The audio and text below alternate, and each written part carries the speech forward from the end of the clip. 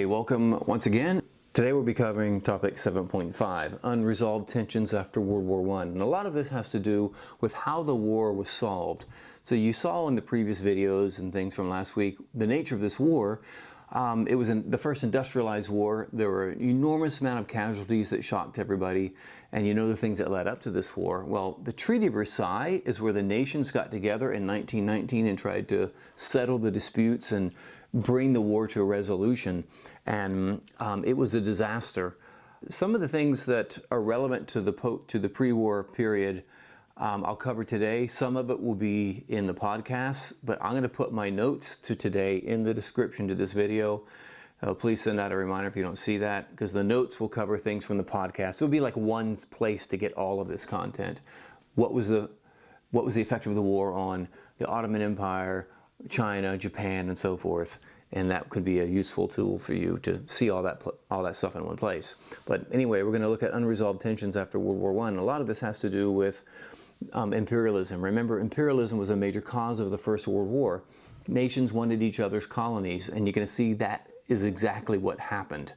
Now, to the credit of the United States, who did not enter the war until the last year, we wanted to take this war to end imperialism. We had a president named Woodrow Wilson, and he reluctantly sent the United States into this war with the hope of being there when it's over to rebuild the great empires as democracies. Because Wilson believed that empires always lead to expansion and war, but the people in these empires don't want war. It's something forced on them by their governments.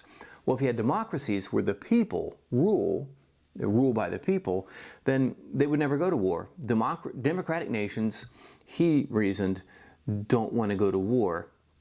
And so his goal was to rebuild all the nations that fought, all the empires, the Ottoman Empire and its various states, Germany, to rebuild them as democracies. So he had this great idea. It would not be fulfilled. He was an intellectual, but somewhat of a weak-willed person, and he was bullied around by the leaders of France and Britain, who in no way wanted to see Germany rebuilt. They just got through fighting Germany, so there's no way they wanted a strong Germany. They thought, well, that's easy for the United States to say, safely on the other side of the world, protected by two oceans, but Germany is right here. We saw how fast they could industrialize, and Britain and France did not want to rebuild Germany. Matter of fact, they wanted to punish Germany as much as possible, and you'll see that in the notes. This, of course, made Germany fertile ground for the rise of totalitarian leaders like Hitler, who promised to get revenge and promised to give the German people their hope and their pride back. So a lot of that combined with the Great Depression really leads to the rise of the fascist states in Europe. However, looking across at what happens around the world during the war, it was quite interesting. So remember, this war, motivated by imperialism, nations wanted to take other nations' colonies, and at one point during the war, Japan sided with the Allies, sided with what was at the time the Russian Empire, the British and the French against Germany, because Japan was wanting to build a Pacific empire. And there were some islands. Germany had colonies in the middle of the Pacific Ocean, and Japan wanted them. And when it looked like Germany was not going to win this war, Japan sided with the Allies, because they wanted to be at the negotiating table when the war was over so they could grab their piece of Germany's empire. And that's exactly what they did. Now, they did fight in the Pacific a little bit, but basically when the war was over, the Japanese took from Germany what was the Marshall Islands and the Marianas Islands, all in the Pacific. And by doing so, they were building a border. They were building an outer defense of islands to protect the Japanese island and build this naval empire.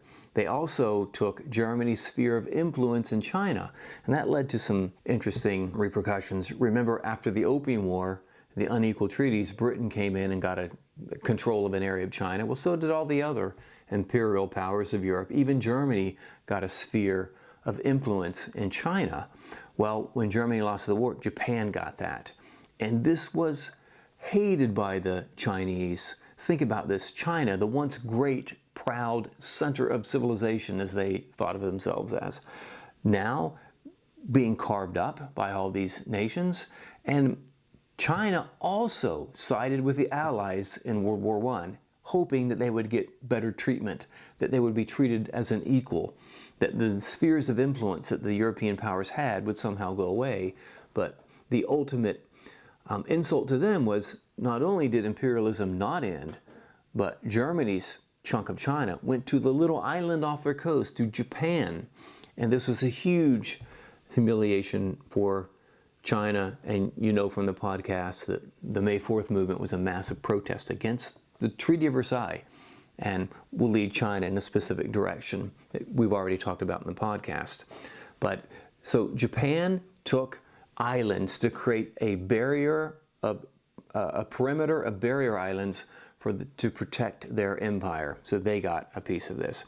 Also, and this is in the podcast and it will be in the notes, the Ottoman Empire sided with Germany, and that was the losing side, and the British and the French, through the UN, or excuse me, the League of Nations, the forerunner to the United Nations, through the League of Nations created a mandate system where they basically got what are called mandates in the old Ottoman Empire. And a mandate is simply a fancy word for colony.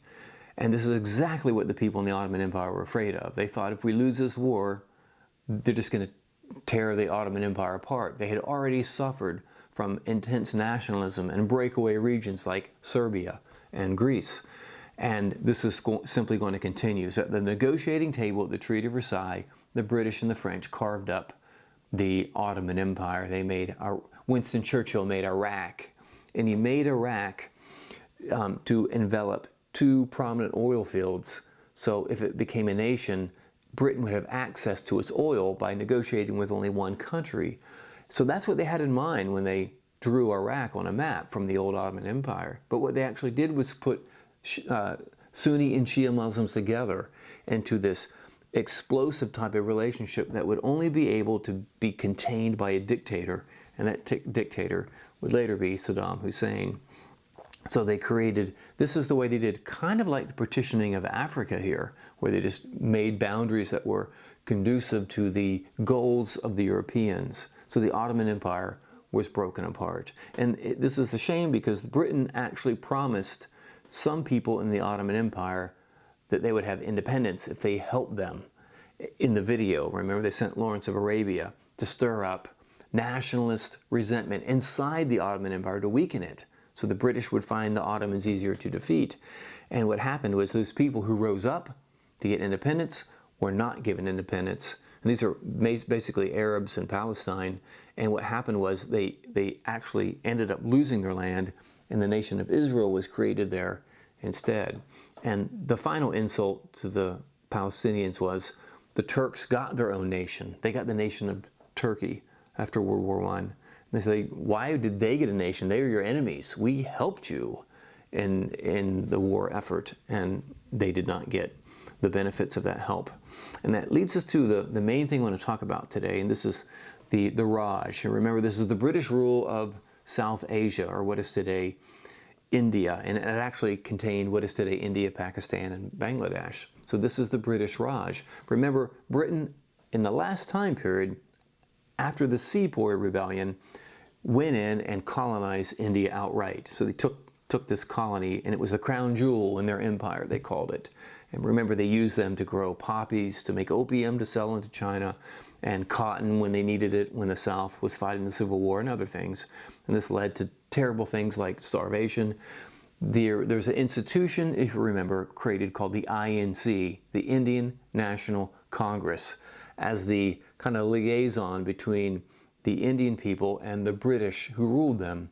And on the other side, the minority of Muslims in British India created the Muslim League to do the same thing for them. What we have here is the very seed to the beginning of what will end up being the nations of India and Pakistan, the INC and the Muslim League. But that actually occurs after the Second World War, but it all starts here. So during World War I, most of the nations that were empires drew resources from their colonies in to help them fight. And you'll see some documents about this later in the week. So the French, for example, drew in Algerians from their settler colony. And the British were going to bring in people from India to fight. What would motivate people from India to go in the trenches in that terrible system of warfare and fight the Germans? Well, the British talked to them about independence. You know, the consolation or the reward for your help in our war effort would be independence. So Indians went and they fought and they died in the trenches of Western Europe fighting an enemy that really wasn't an enemy to them at all. It was just something they were doing to hopefully get independence. What happened during the war around 1950 is that Britain created the Defense of India Act of 1915, and this is supposedly to oppress terrorism in India.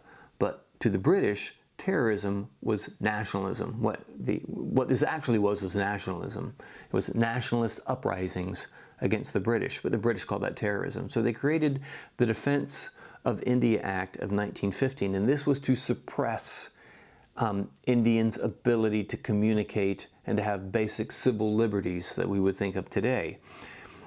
So Indians fought in the war hoping they would get independence. And then 1919, the Treaty of Versailles, the war ended the previous year, and Indians were pining for independence now, hoping that they would get that. And what happened in 1919 was that the British passed the Rowlatt Act. And I'll put the words here in the bottom.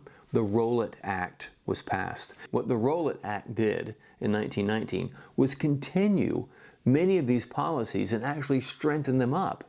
So what happened was British police officers who were patrolling India got the right to imprison anyone they thought was doing something that would threaten British rule without any trial.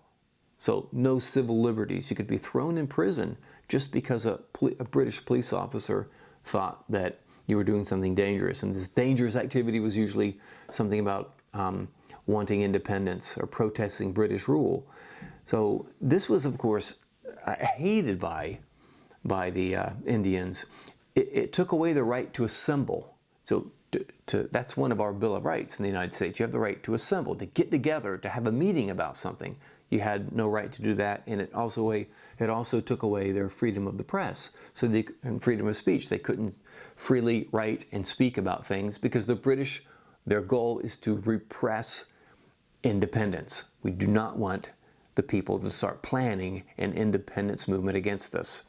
So this is an insult to the Indian people who fought in the war. Many of them died thinking they'd get independence, and instead they got this brutal censorship. From this turmoil and from these anxieties comes the leader, the face of the INC between now and the end of World War II, and this is Gandhi. And Gandhi's personality will really put its stamp on the nature of the independence movement.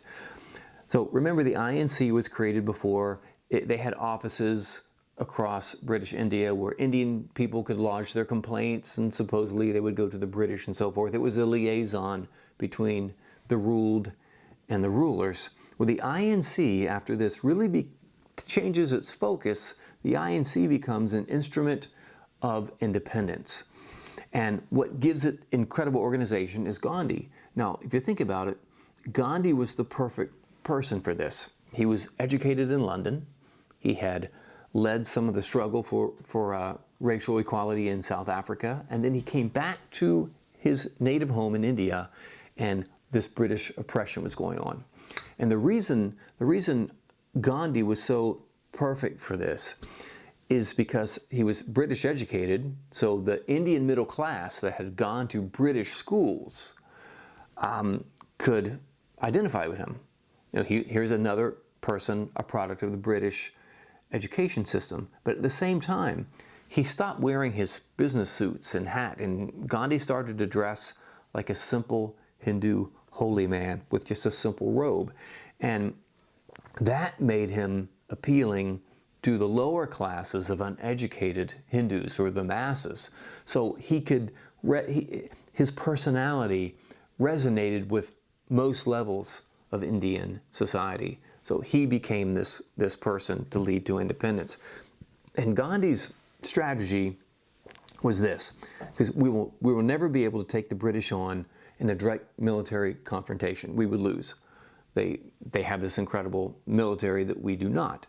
So his method, he called it Satyagraha, which I know I'm mispronouncing, but it's the truth force behind this.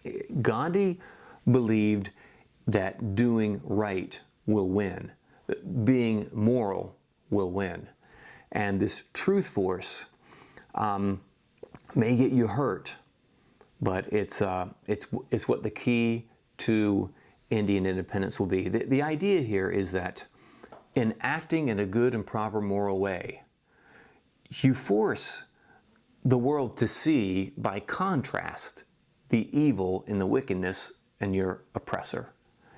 By fighting back, you lose that. So this idea of truth force, and we see this in two different episodes in Indian history. One is just simply when Gandhi was in prison. There's a famous picture of him sitting at a spinning wheel, and this is actually an emblem that was on the original Indian flag, the spinning wheel. Gandhi is making his own clothes, and this idea of self-sufficiency, because he was spinning his own clothes, meaning I'm not buying textiles from Britain. Remember, the British extracted cotton from India, took it back to England, ran it through their factories into textiles or woven materials, and was trying to sell it back to India. So extracting them for resources and using them as a market to buy their finished goods. And so Gandhi sat at a spinning wheel. He had this famous picture taken of him. He's making his own clothes, independent, breaking British rules and expectations, and making his own clothes, being self-sufficient. The other aspect of Gandhi's protest was an actual incident that occurred, and this is called his famous Salt March, the Salt March of Gandhi. And this is basically a protest against the British rule that said Indian people were not allowed to go to the shore and harvest the salt that naturally crystallizes on the coast. Before refrigeration, salt was a very important thing. It preserved food, and it's your body needs it. And the British made a law that you can't go just get salt like you used to. Instead, Indian laborers harvested salt that the British took, and then the British would process it and bring it back packaged up and sell it to the Indian people. And sometimes it was even sold to them in raw form. There were occasions where they would load it up on ships. The British would just go out in the Indian Ocean and land at another place on the coast of India and sell it right there. And this was, of course, a horrible exploitation of the Indian people, who for millennia had simply gone down to the edges of the ocean and harvested their own salt. And now they can't do that anymore. So Gandhi's peaceful protest was this. He made it clear he was going to march to the sea and he was going to get some salt. And this sounds so benign, but this got out in the papers, and it grew a following. And as Gandhi did this long march, it took days and days to get to the coast of India, people started to follow. And it grew so large. And of course the British are screaming, we're going to imprison you, you're breaking laws. They got to the sea, they got to the edge. The British are, of course, waiting for them to break the rule, and they harvested salt. And there were so many of them, the British could not arrest them all. They did arrest Gandhi.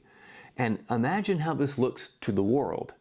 Here's this simple man wanting to go get a basic life necessity from his own country, one of the resources of his own country, and he's manhandled and thrown in prison because of it. Satyagraha worked. It made the British look really bad.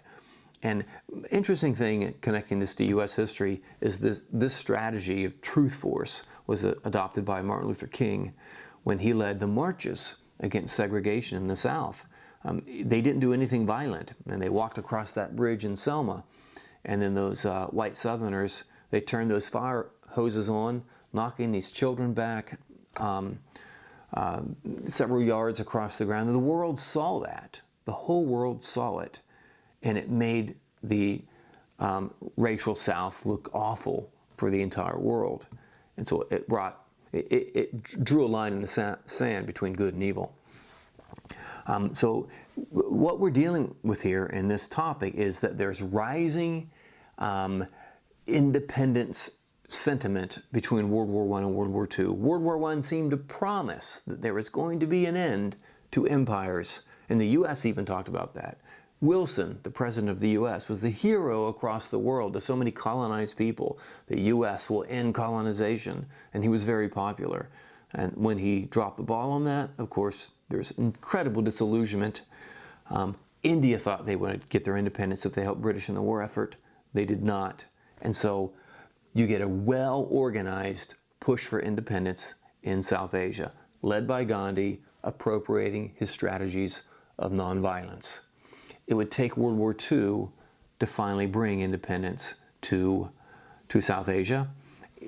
Gandhi would lead this, but he would not live, unfortunately, to see the nation of India, and he would not see its partitioning, which he really did not want. So there is topic 7.5, unresolved tensions. If you look at the historical developments, it says, between the world wars, Western and Japanese imperial states maintain control over colonial holdings. To sum that up, we have Britain and France taking portions of the Ottoman Empire at the Treaty of Versailles, the mandate system, and you have the Japanese taking colonies from Germany in the Pacific. And then it also says here that in other cases, Europeans faced anti-colonial resistance. And the example that I'm teaching you here about this is the one led by Gandhi. So there is the topic 7.5. All right, see ya.